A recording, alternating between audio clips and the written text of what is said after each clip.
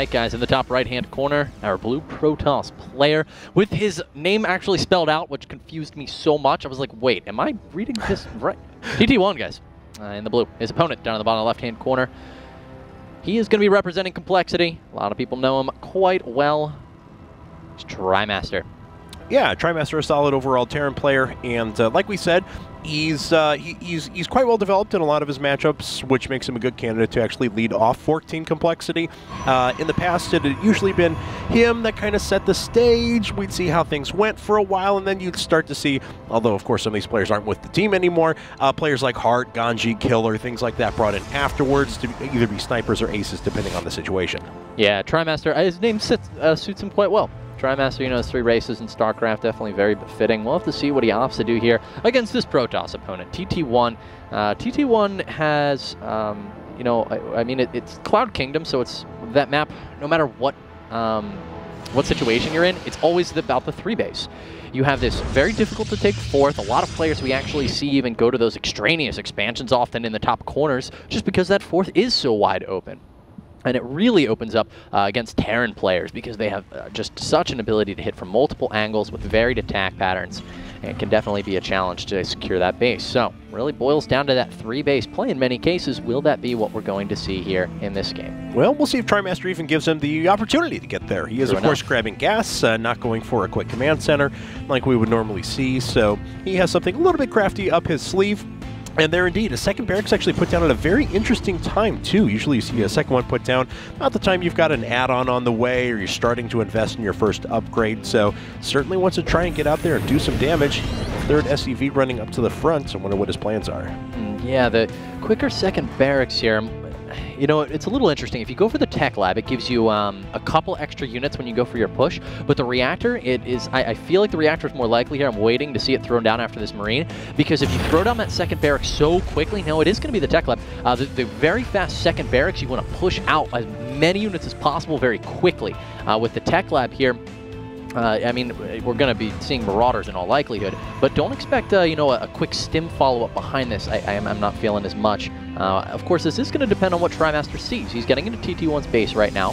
See, he actually saw the Cybercore timing perfectly there, and the Zealot pop out. That's right, and he'll be able to pick up on the no quick second gas. A lot of things are going to go in his favor. And in fact, we can see it's going to be concussive shells. So he's going to start with concussive shells. His reactor is going to finish actually after he gets his first Marauder, and he'll be into a second Marauder very shortly after that on the way. So just going to be about maybe 4 Marines, 2 Marauders, run out and attack and try and poke in and do some damage. We'll see what he gets done with this. Come together pretty nicely for that. I really like the TT1 as being so active with his units. So the Zealot making its way across the Trimaster's base right now. And he should be able to see this tech lab, and he's going to see it before there's really much on the field at all. This Marauder won't be able to stop it. Concussive shells isn't done.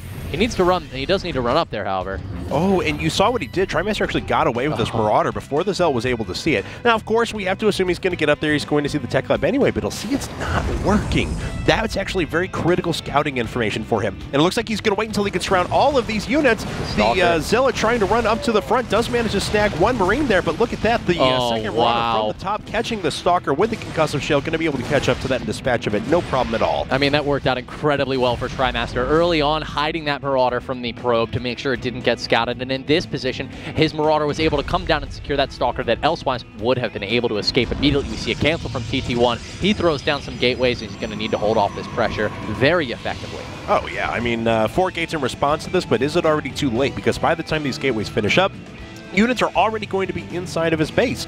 And on top of that, there's no sentries there to delay for any length of time. The gateways still have to warp in. You have to have units that actually drop up on top of that. And Trimaster could get in and do some very serious damage right now. He really could. One of the things that TT1 has made a critical error on is at his gateways, they are all powered by a single pylon. If that, and the pylon is in the bottom right near the ramp. If Trimaster gets up that ramp and takes out that pylon, this game is over. Okay, well, Trimaster is making his way up right now, and TT1 just has no units here to defend. I mean, the 3 Stalkers off to the side, not engaging quite yet. Looks like he's just delaying until all these warping cycles can happen, finally bringing in some more Stalkers off to the side.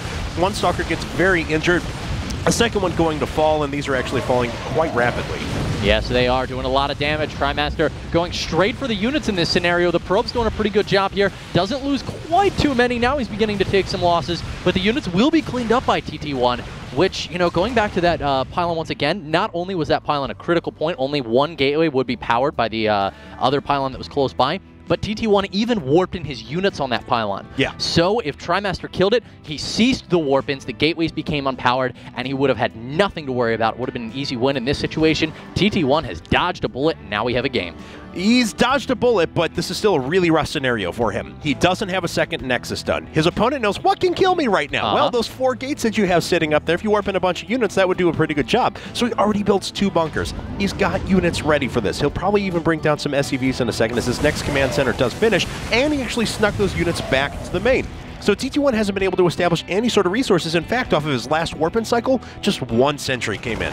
Yeah, pretty tough situation for TT1. He's going for the pressure right now. The SCVs doing a great job getting in way of the Zealots, not letting them get the damage in and getting the repair on that bunker. The bunker's now at half health, but the SCVs will surround it once again. Suddenly, TT1, with no options left, is going to have to GG out of this game. All right, and Complexity takes a quick start here, going up 1-0 on the back of Trimaster's play. Very nice early pressure.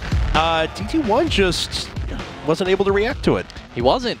You know, the gateways went down very quickly, is something I want to commend him on. The second he got in there and realized you don't have an expansion, he threw down 2 gateways.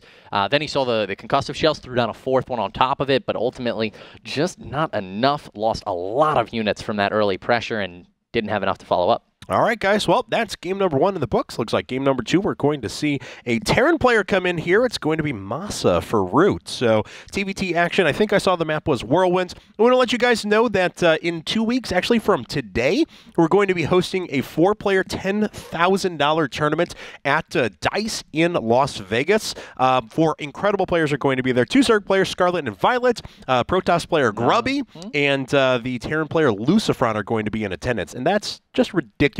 Yeah, it's going to be pretty heated competition. The fact that you've got 4 players battling it out, if I'm not mistaken, it's $500, $2,500, $1,500, and $1,000 is your prize pool distribution. These guys are guaranteed money just for going, but the prize differences there are so massive, you know they're going to be playing at the top of their game. That's right. And if you guys actually want to check that out in person, well, it's free. Yeah. And what's better than free? So if you guys want to see those 4 players duke it out for $10,000, we have a few limited seats available. You can head over to go.ign.com/DiceIPL. Again, that's go.ign.com/DiceIPL to pick up your tickets. And if you pick up a ticket there and you come to the event, this is the kicker. We're going to give you a free ticket to IPL 6 too. Field goal. Yeah. Made. Field goal? I think it's a touchdown. It really is. That's a touchdown. That's 6-point worthy. Yeah, with a 2-point conversion afterwards. Yep. Anyway, so yeah, so if you want to grab your tickets, we're awesome. I'm in Super Bowl mode though. It's okay. So go to go.ign.com/DiceIPL and pick up your free tickets. For now though, we're going to run to a commercial break, and when we get back, it'll be time for game number 2 at TVT between Trimaster and Masa.